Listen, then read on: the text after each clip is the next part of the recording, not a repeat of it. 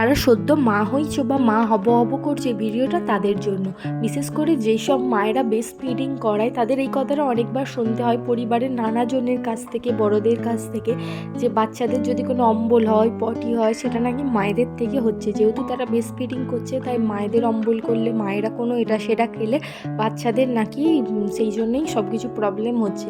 কিন্তু এই কথাটা আদৌ সত্য নয়। আমি যদিও ডক্টর নয়, কিন্তু আমি একজন মা, সেই জন্য এই ব্যাপারে আমি আমার ডক্টরকে জিজ্ঞাসা করেছিলাম। মেয়ে যে শিশু ডক্টর ছিল, একটা নয়, আমি দুটো ডক্টরকে এই কথাটা জিজ্ঞাসা করেছিলাম।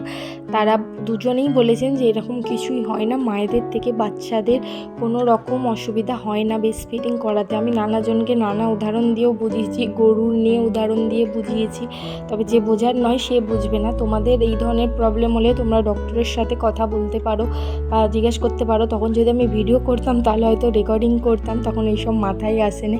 চলো বাই বাই, সবাই ভালো থেকো।